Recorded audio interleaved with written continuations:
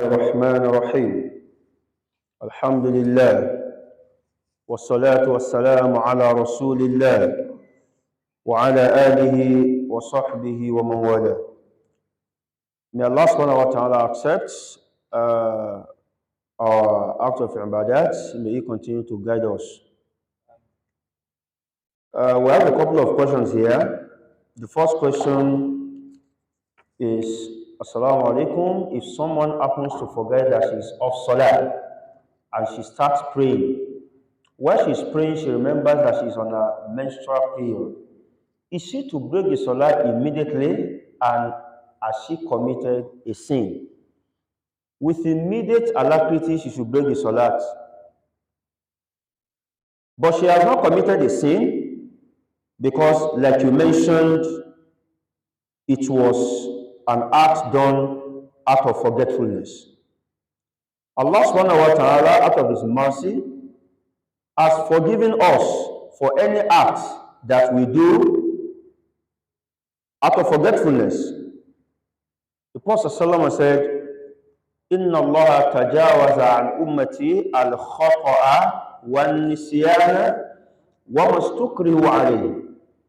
Allah subhanahu wa ta'ala has forgiven my ummah for whatever they say or do as a result of mistake or forgetfulness or what they were forced to do. So if somebody does such an action out of mistake,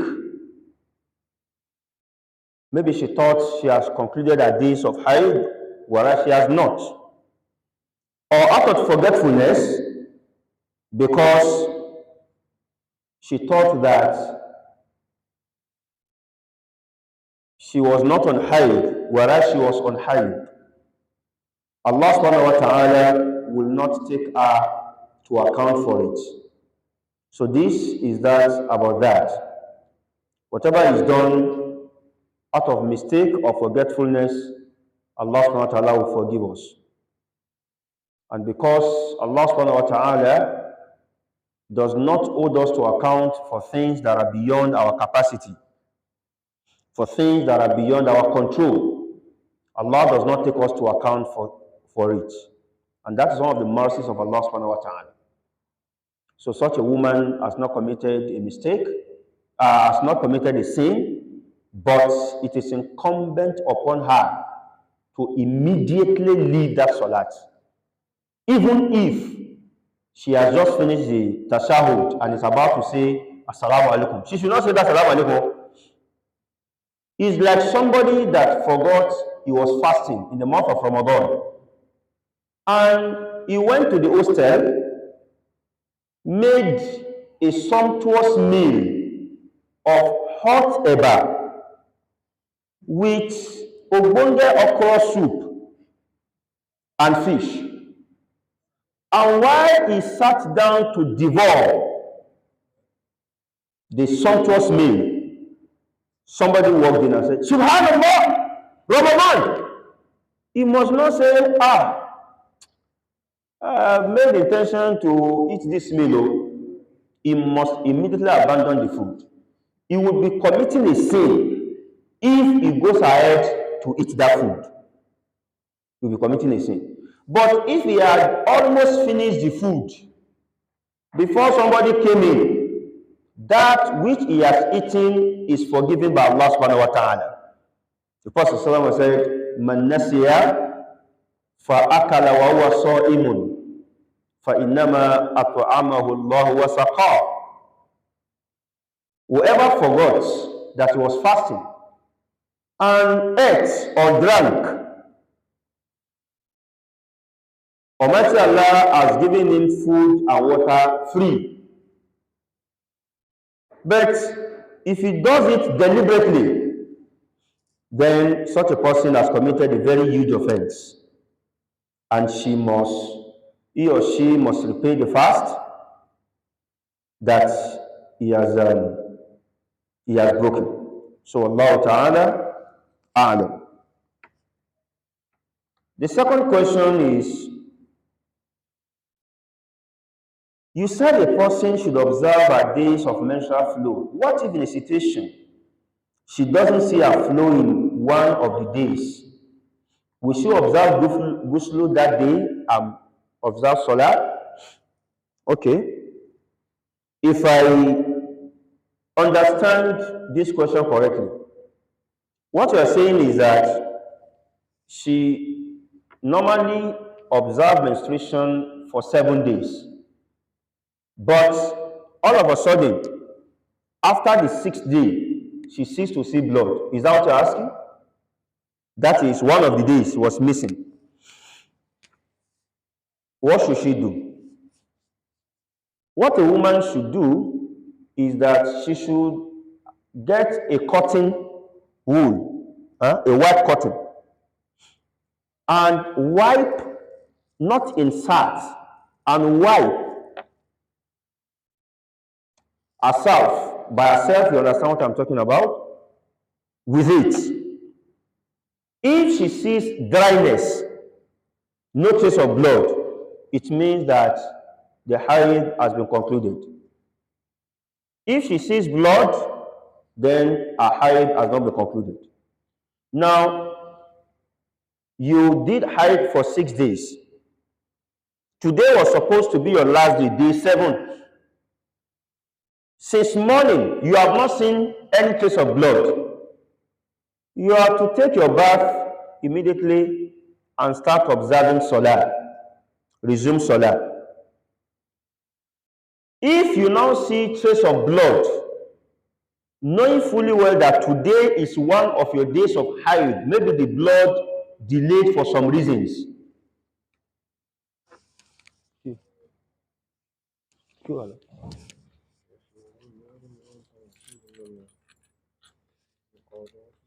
No, come sure.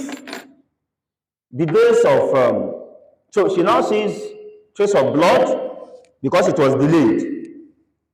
The salah that she has made, Allah will give her the reward for it, but she has to retake a bath after the blood finally stops, because today was supposed to be one of her days of menstruation, only that the blood was delayed. Is that understood? So Allah Ta'ala. Why does Allah prohibit the men from touching the menstruating woman, al-jima'? Almighty Allah said in the Quran, وَيَسْأَلُونَكَ عَنِ الْمَحِيضِ, they shall ask you, Muhammad, concerning the menstruating woman and about haid itself. قُلْ هُوَ أَذَى, say to them, haid is an impurity. فَاعْتَزِلُوا النِّسَاءَ فِي الْمَحِيضِ, stay away from having sexual relations with your wives when they are having their menstruation. During menstruation, women experience physiological and psychological change in their body. In fact, emotional change. They go through emotional stress because of the cramps. Some women experience more pain than some. How can you add to our pains? The menstrual blood is a dirty blood. It contains so many bacteria that are dangerous to the body. So they release them. It is dangerous for you as a man to have intercourse with her in that moment because of the dangers associated with it. But you know, some people have criminal minds. They say, okay, since you say it is dangerous, okay, what if I protected myself? You know, people have a way of circumventing the laws of Allah. I'll wear a rubber, for example, so that the danger will not be there. You're a criminal. Or might Allah say, stay away. You know, stay away. Because Allah says so. She can anger. Can I recite Quran from my memory while menstruating? Absolutely. Not only from my memory, even from the Mus'haf and from the phone. This is the opinion that, Allah Ta'ala Alam, I favor most. You can't say she should stay away from the Quran for her days of menstruation. That may be, counterproductive.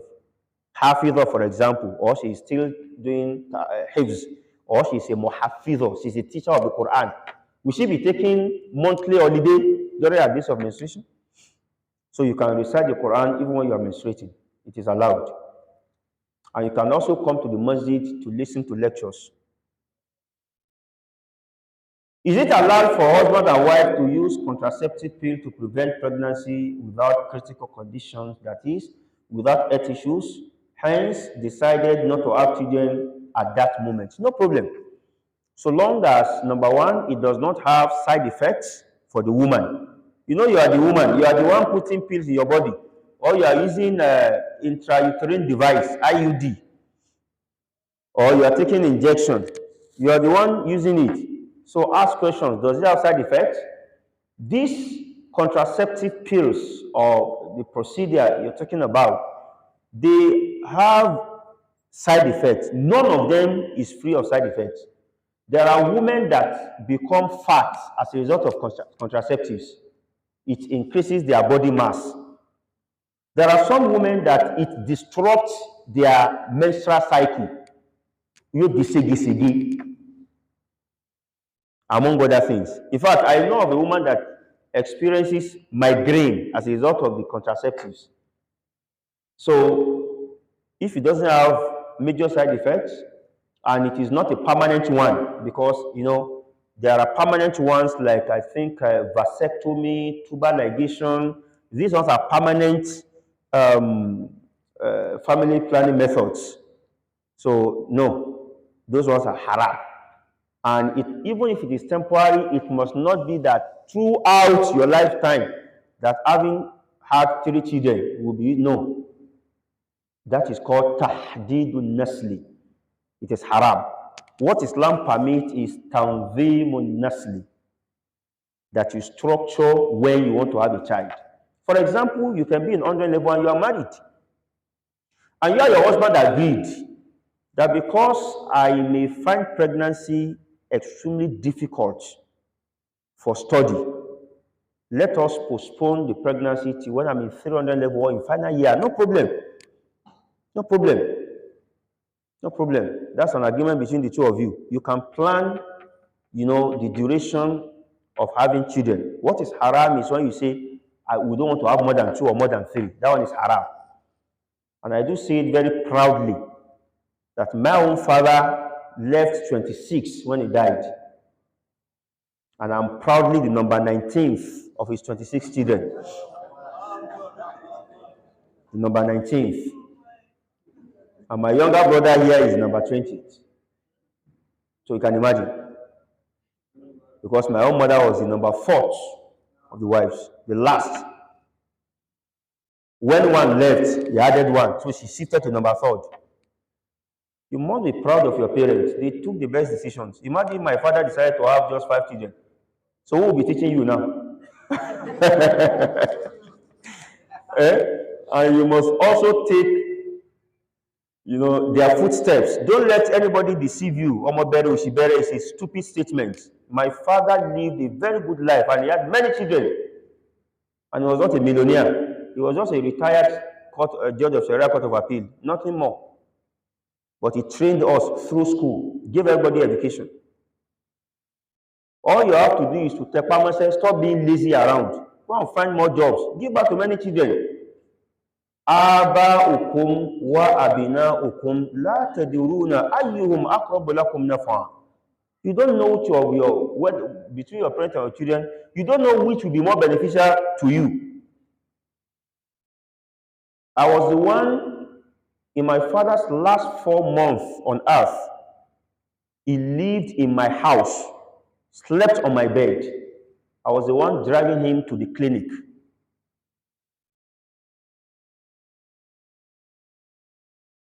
So what if he didn't have me, for example?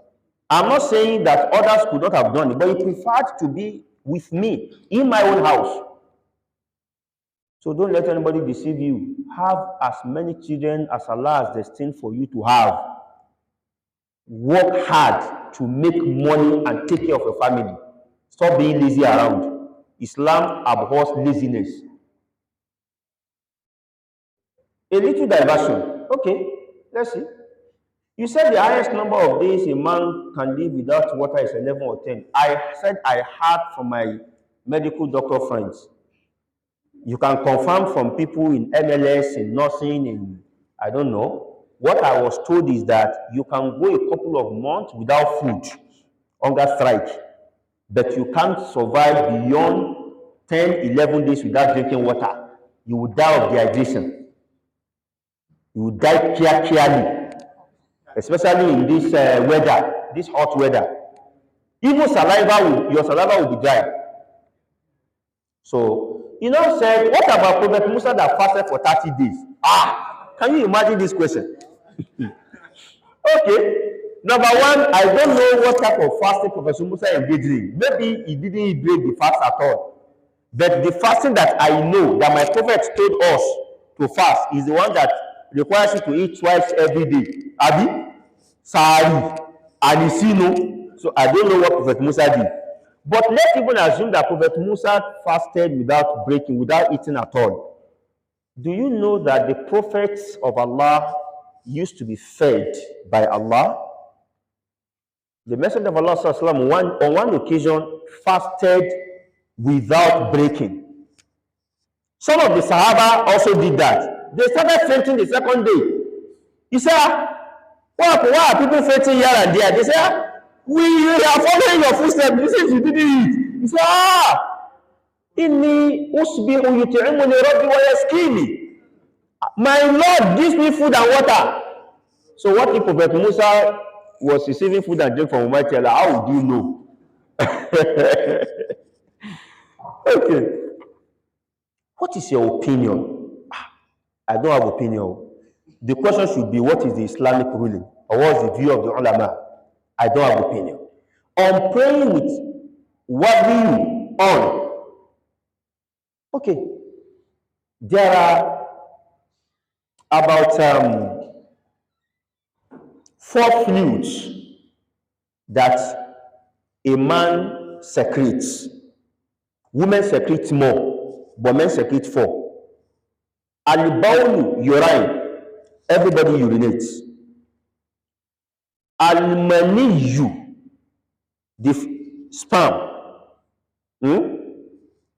everybody, men and women, everybody secretes maniyu. Al-madhiyu, you can call it al-madhiyu, the preseminal fluid, everybody experiences it. That's the lubricant that you experience when you are sexually aroused. Al-wadiyu is a whitish and thick substance that occasionally comes out after urine, not all the time, but I'm sure everybody must have experienced at one point or the other. After urine, it is whitish and thick. Of all these 4, you are only required to take a bath for al-maniyu. The Prophet ﷺ said, إِذَا الْتَقَى الْخِتَانُ الْخِتَانُ, the hadith of our mother Aisha, فَقَدْ وَجَبَ الْغُسْلُ. When the 2 hips meet, then the ghuslu, when the 2 circumcision, al-khitan is a word that is used to describe the private parts.